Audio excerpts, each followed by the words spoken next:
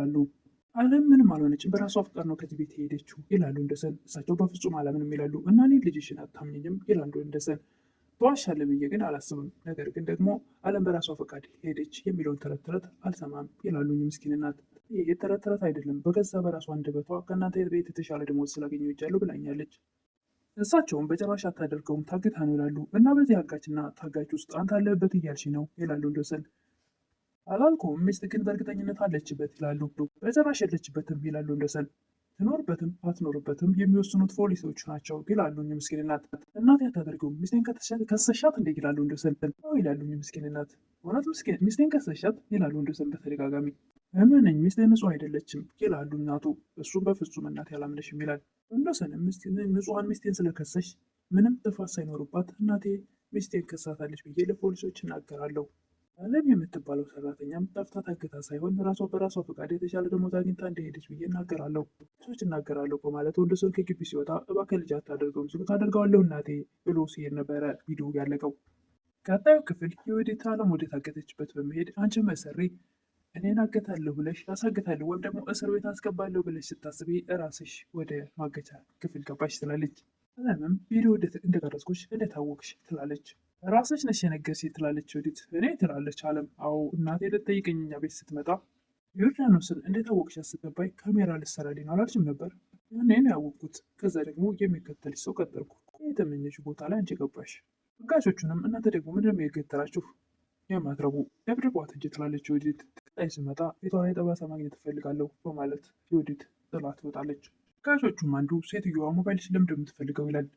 ማንም እንዲያው የማትፈልገው ሚስጥር ስለያዘ ነው ትላለች አለም። ማንም እንዲያየው የምትፈልገው ሚስጥር ሰው ካየውስ ይላል አጋቹ። ትዋረዳለች ትላለች አለም። በጣም ትታሰራለች ትላለች አለም። አጋቹም ከኪሷ ወጥቶ ኮዱ ስንት ነው ይላል። ምን በድንጋጤ ሞባይሉ አንተ ጋር ነው ትላለች።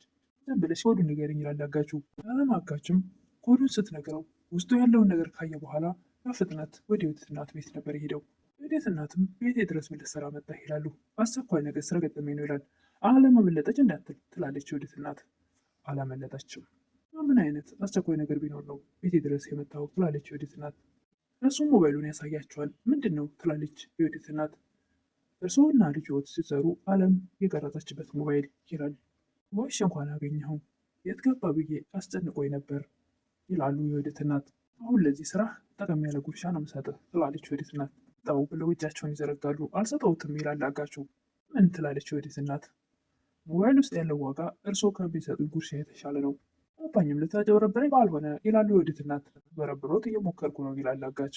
ምን ነው የምትፈልገው ይላሉ ዮዲት እናት። ምን ሊሰጡኝ ይችላሉ ይላል አጋቹም። የምትፈልገውን ያክል ብር ልስጥህ። ሞባይሉን አንጣ ይላሉ። እዚህ ውስጥ ያለው ቪዲዮ የሙሉ ቤተሰቦትን ህይወት ሊያመሰቃቀል የሚችል ነው። የቤተሰቦት ህይወት እንዳይመሰቃቀል ስንት ይከፍላሉ ይላል። ትፈልጋለህ በግልጽ ንገረኝ ይላሉ ዮዲት እናት። 20 ሚሊዮን ብር ይላል አጋቹ። እናትም ምን 20 ሚሊዮን ብር ብለው ይደነግጣሉ። ከሰብሁት እንዴ እኔ እኮ ደንበኛ ስለሆኑ ተመጣጣኝ ዋጋ ነው የጠራሁልዎት ይላል። ሚሊዮን ብር ነው እንዴ ተመጣጣኙ? እስከ ዛሬ ድረስ ዘር ማንዘርህ አያት ቅድመ አያት ሁላ ሰርቶ ያላገኙት ገንዘብ ነው የጠራኸው። እንግዲያውስ ዘር ማንዘር አይቶት የማያውቀውን ብር ዛሬ እኔ ላይ ስለሆነ አመሰግነውታለሁ ይላል አጋቹ። አታመስግን እባክህ፣ ልሰጥህ የምችለው 50 ሺህ ብር ነው ይላሉ ዮዲት እናት።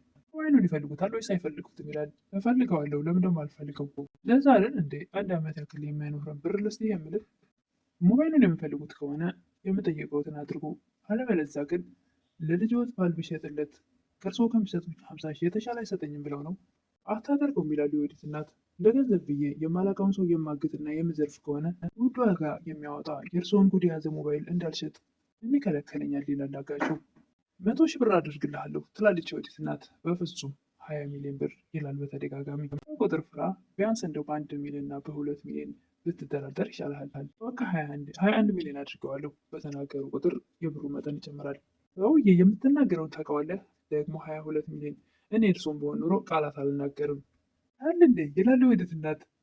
በቃ እኔ በሆን ኑሮ አሁንም ድጋሚ ቃላት አልተነፍስም ነበር። 23 ሚሊዮን የመጨረሻው ይላቸዋል። ሚሊዮን ብር በምፈልገው በዚህ 3 ቀን ውስጥ ካላመጡ ቪዲዮውን ለሚፈልገው ሰው ሸጠዋለሁ በማለት ከቤታቸው ይወጣል። ዮዲት እናትም እጅግ በጣም ተጨንቃለች። አባዬ ምን ሆነው ነው ትላለች ፀሐይ። እስቲ እባክሽ ጎሮሮ የተቃጠለ ውሃ አንጭልኝ ይላሉ። አለምንም ከአጋቾቹ አንዱ አንቺ የቤት ሰራተኛ ሆነሽ እንዴት ያን ሁሉ ወንጀል ልትቀርጭ ቻልሽ ይላል። እዛ ቤት ከገባሁበት ቀን ጀምሮ ምና ምስኪን እናት ላይ የማየው ነገር እጅግ በጣም ስለሚያሳዝነኝ የወፈር ሴት ነሽ፣ ራሽን አደጋ ላይ ነው የጀመርሽው ይላል። እንግዲህ እውነትን የያዘ ይፈራል ብለህ ነው ትላለች አለም። የሚበሉት ምግብ ላይ መርዝ በመጨመርም ራሳቸው እንዲስቱ አድርጋ ነበር ትላለች አለም። አይ እንደሱ አይሆንም፣ መርዝ ቢሆን እኮ ወዲያው ነበር የሚገላቸው ይላል። አይ ቶሎ የሚገል ሳይሆን ቀስ በቀስ የሚጎዳ ነበር ትላለች አለም። የወዲት ወደ እናቷ ቤት ስትሄድ እናቷ ሶፋ ላይ ተዘርግታ ታገኛታለች። ብታላቸውም ሊያናግሯት አልቻሉም። አንቺ ፀሐይ እናቴ ምን አድርገሻት ነው ትላለች። ኧረ እኔ ምንም አላደረጓቸውም። ምንም ካላደረግሻት ለምን ራሷን ሳተች ትላለች። ወዲት አንድ ልጅ መጥቶ ነበረ፣ እሱን ካናገሩ በኋላ ነው እንደዚህ የሆኑት። እነሱ አንድ ልጅ ትላለች። ኮፍያ ያደረገ ጠቆር ያለ ልጅ ነው ትላለች ፀሐይ። እናትም የመቀበሪያ ጉድጓዳችን ነው መቀበሪያችን ደርሷል ልጄ ይላሉ። ወዲትም ስለምን መቀበር ነው እናቴ የምታወሪው? በጭራሽ አንቀበርም። ልጄ እባክሽ ተዋርደናል፣ አብቅቶልናል ይላሉ የወዲት እናት። እሷም በጭራሽ እናቴ። አጋቹን በድጋሚ የወዲት እናት ቤት በመሄድ የወዲትን 23 ሚሊዮን ብር ትሰጭኛለሽ አትሰጭኝም ይላል። አልሰጥህም ትላለች ወዲት። እንግዲያውስ ካልሰጠሽኝ የሚመጣውን ነገር በሙሉ ለመቀበል ዝግጁ ነሽ ማለት ነው ብሎ ተነስቶ ሊወጣ ስል በቃና ተቀመጥ እንነጋገርበት ትላለች። ብሩን ትሰጭኛለሽ አትሰጭኝም ይላል አጋቹም። አሁኑኑ ካሽ 200 ሺህ ብር ሰጥሃለሁ ትላለች። 23 ሚሊዮን ይላል አጋቹ። እንዴ ያማል እንዴ ከ23 ሚሊዮን ብር ከየት አመጣለሁ ትላለች ወዲት። እንደ ቀላል 23 ሚሊዮን ብር ትላለህ እንዴ? 250 አደርግልሃለሁ። ከብር ውጭስ የምሰጥ ነገር አለ ትላለች ወዲት። እኔ አሁን ምሳ ነው የራበኝ ምሳ ይላል። የወዲት ግን በሴትነቷ ማማለል የፈለገች ይመስላል። 3 ሚሊዮኑ በእሷ ሴትነት ተጠቅሞ የሚያሳልፍላት ነው የመሰላት የወዲት። የወዲትም ፀሐይ ምግብ እንድታመጣ ታዛታለች። አጋቹም አንቺ ግን ለምንድን እንደዚህ ክፉ ሆንሽው? የምትሰሪውን ስራ አይቼ ማመን ያቃተኝ። የስድብ ውድድር ቢኖረው ኖሮ በዓለማችን አንደኛ ትሆኝ ነበር። ደግሞ ማስመሰል ስትችይበት፣ ባልሽ ሲመጣ ሌላ ሰው ነሽ፣ እናቱ ስትመጣ ሌላ ሰው ነሽ። ይችም ማትረባ ሰራችልኝ አይደል ትላለች የወዲት። ቀላል ሰራችልሽ፣ አንቺ ራሱ ማትረቢ ነሽ እንጂ ያን ሁሉ ስራ ከተገብሽ ራ ስትሰራ በጭራሽ የማታይና የማትነቂ። ደግሞ አንቺ ላይ የመጣው ችግር እኔ ላይ ደስታ ይዞልኝ መጥቷል። በእኔ ደስታ ልትደሰች ይገባል ይላል አጋቹ። ፀሐይ ምግቡን ይዛ ስትመጣ እንብላ ይላል። የተባረከ ይሁን በምትለው ሰዓት ጥያቄ አይደለም የጠየቁሽ፣ ግዴታ ነው። እኔ ብቻዬን መብላት አልፈልግም። ብቻዬን መብላት ስለማልወድ እኔ አብረሽ ተቀመጭና ብይ። ከእሷ ጋር ደግሞ መብላት አልፈልግም። የባሏን እናት በመርዝ መግደል መርዝ የጨመረች ሴት እኔ ከእሷ ጋር መብላት አልፈልግም። ፀሐይም መቀመጫ ዱካ ላንጣ ትለዋለች። ለምንድነው ሶፋ ያለ ዱካ ላይ የምትቀመጪው? ሶፋ ላይ መቀመጥ አይፈቀድም ትላለች ፀሐይ። የወዲት ፀሐይ ዱካ ላይ ተቀመጪ፣ አንቺ ደግሞ ነይ ሶፋ ላይ ቁጭ በይ ይላል። የወዲት አይታ የማታውቀው ችግር ደርሶባታል ማለት ትደነግጣለች። የፀሐይ ቦታ ላይ አለም የወዲት ተቀመጠች ዱካ ላይ።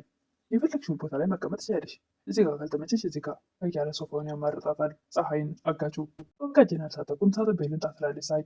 ተቀመጪ ሂጂና እጅ አውጭላት ይላታል የወዲትን። የወዲትን ምን ትላለች?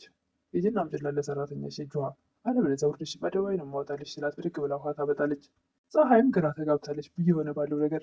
ልክ ብላ ልትታጠብ ስትል ቁጭ በይና ታስታጥብ ይችላል። ያችም ወደፊት ምን ለመሆን ትፈልጊያለሽ ይላል ፀሐይ። ገንዘብ አጠራቅም የራሴ ምግብ ቤት መክፈት ነው የምፈልገው ትላለች ፀሐይ። ስንት ብር ነው የምትፈልጊው?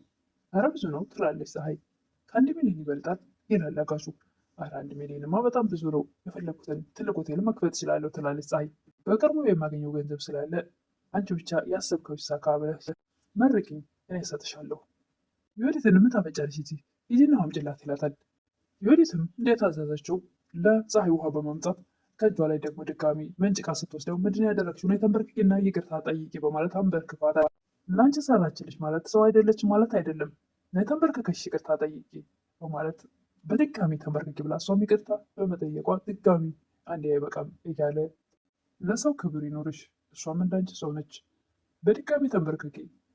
ዛሬ የወዲት እጅግ በጣም ግራ በመጋባትና እንግዲህ ፀሐይ እግር ላይ በመንበርከክ ጎንበስ ቀና ብላ በመታዘዝም የፀሐይ ቦታ ለእሷ ሆኗል።